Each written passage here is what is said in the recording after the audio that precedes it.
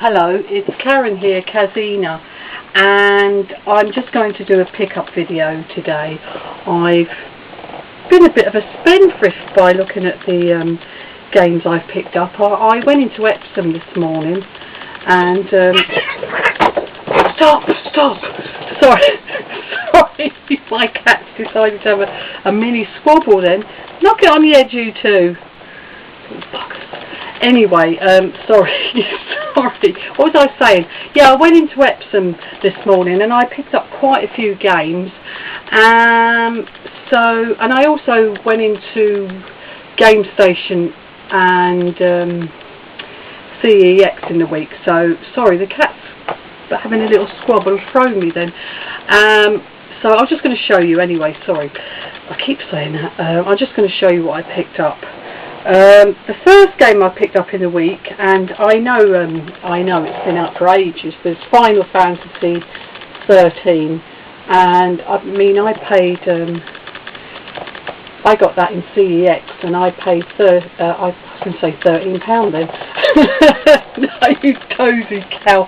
I paid £6 for it, which I think is, I know it's, as I said, it's been out for ages, but I think that's an absolute bargain. I have played a little bit of this before. I played it, or I borrowed it off someone, and I did play a little bit. So I've got an idea how this plays, but I only played a couple of hours of it before I gave it back. So I quite liked what I played of it. I must admit I didn't like Final Fantasy 12 on the PS2. I didn't like the way they changed the fighting system. I know some people liked it, but it just didn't do it for me. So I think the last Final Fantasy game I enjoyed was Final Fantasy X.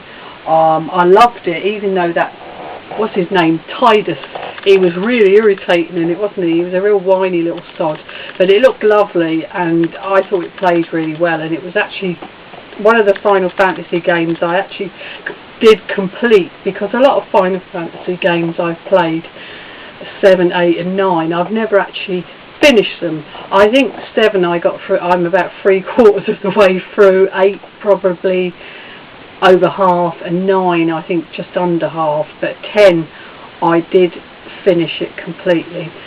So I'm actually looking forward to playing this one, Final Fantasy 13. So I thought for £6, a bit of a steal. I also availed of the 5 for 5 again. Unfortunately, they didn't have much under the 5 for £5. So sorry, I just dropped my glasses. But I did pick up 5 games for £10, and I thought, well, you know, it's only £2 a game, so hey, why not? So the first one I picked up was Ratchet and Clank, Locked and Loaded. Now Ratchet and Clank is a game that I've not played before. I know, me, not played Ratchet and Clank. I haven't, I just haven't got round to playing a Ratchet and Clank game. So I thought, why not, let's have a go, Ratchet and Clank. So, oh yeah, this is the second one. So I have played a little bit of this. I mean, I'm only talking about 45 minutes worth of this in the week. But what I played of it, I enjoyed it. It's got a good sense of humour in it. And you kind of just run around shooting. I know there's a lot more to it than that. I think you get to ride around, and there's other things that he can do. He doesn't just shoot, does he? Bombs, guns, gadgets, space combat, hoverbike racing, and battle modes. Yeah, I knew there was more to it than that, but I haven't got to that yet, so I am looking forward to giving that one a bit more of a go. I also picked up this one called Evil Twin, and it's called Cyprian's Chronicles. Now this is quite, I think this is quite an old game for the PS2, and I do remember when this came out originally for the PS2, and I did and ah, but I never got it until now.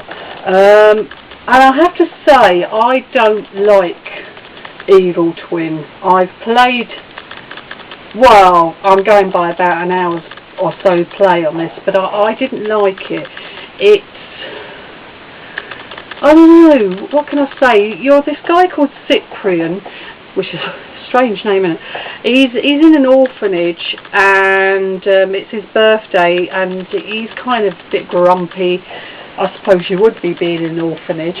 And he sort of storms off to his room, and his friends all get taken by this thing with tentacles, and then his teddy bear disappears, and he ends up in a strange land. It sounds pretty good, doesn't it? Or maybe not. But I found the controls fiddly. The graphics are, what I can say, very garish. I like bright graphics and shiny graphics, but I didn't like the graphics on this.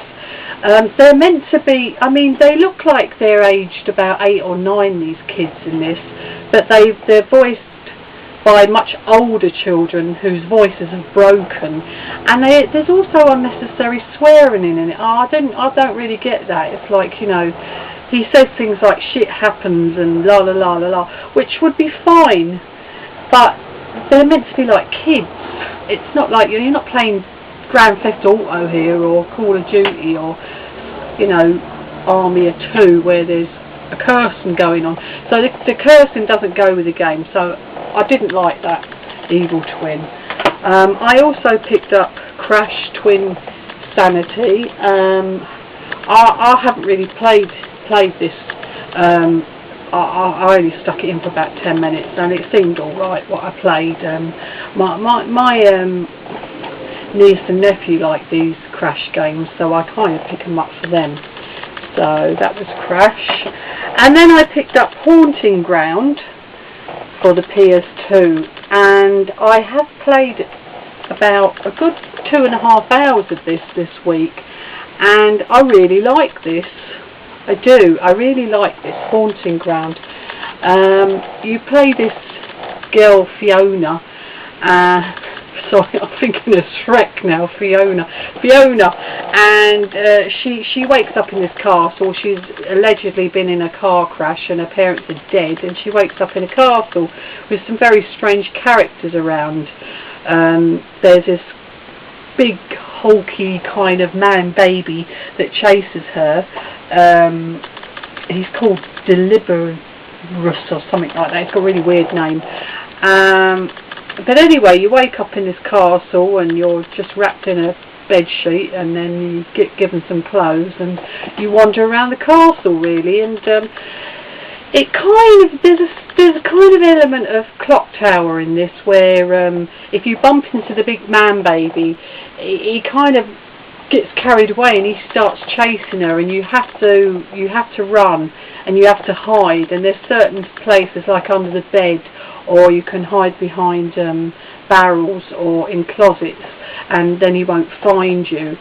And she also goes into panic mode if she gets too upset, and it kind of, you can hear the joypad vibrating, and she can't get in too much of a panic, but you can take sort of different potions that stop her panicking. And what else? Oh yeah, and you team up with a dog called Huey. So what could be better? You team up with a dog. I like that. You know, she meets the dog quite early on in the game, and he becomes her companion. And basically, he does the fighting for Fiona because she's not armed with anything. The only thing she can do is quite a puny little kick, and that's about it. She's not really, she's quite a feeble thing, is our Fiona. So you need Huey with you. But I really like this game, and I thought the graphics are really, really good for a PS2 game. There's some of the better graphics you'd see on the PS2. And plus it's nearly Halloween, so it's good timing. But anyway, I would highly recommend Haunting Ground on the PS2. The other one I picked up was Destroy All Humans 2, and this is another one I've been playing this week. Gosh, this is a really fun, good game. And do you know what? Years ago I played a demo of the first one, Destroy All Humans, and I thought, nah, don't really like it, and that was the end of it. However, I picked this up this week and I thought, whoa, what have I been missing? It's really, really fun. I mean, you're this alien and you're on Earth, and this is based in the 60s. This one, it says make war not love, and you're stuck in the 60s on this one, and you've got help from a holographic alien called Pox, which I think is really funny. I know, he's called Pox, and just for the hoot, he calls him Poxy sometimes. Anyway, so he gets various missions, but do you know what? Do you know what's really fun about this? You can get into your flying saucer, and you can just fly about this area, Bay City and Ginseng Heights and all those funny names it's got, and you can just abduct people, or you can shoot at cars, and you can drain cars of their power. There's loads of things you can do. You can, when you're running around, you can shoot people, you can vaporise people as well. Later on in the game you get a gun that disintegrates people.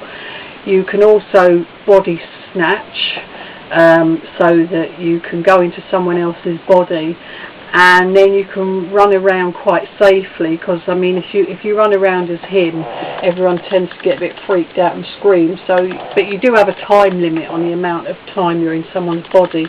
But it's really fun, this, and it's got a great sense of humour to it, and it's really funny, because when he body snatches and goes and talks to people, he's still got the same gruff kind of, it's kind of a Brooklyn-esque gruff accent. It doesn't matter if he's in a woman's body or a man's body, he's still got the same accent. So I really like that, so that's another recommendation from me.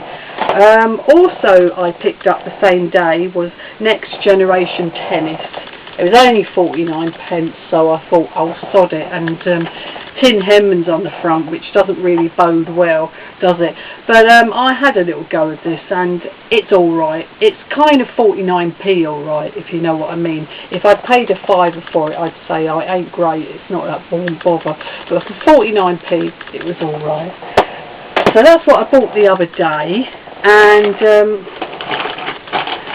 I think what I'm going to do, because I don't trust my chip in this camera, I'm going to go to a part 2. So this is now part 1. So if you bear with me, I'm going to go into part 2, and I'm going to show you everything I picked up today. Thanks, bye.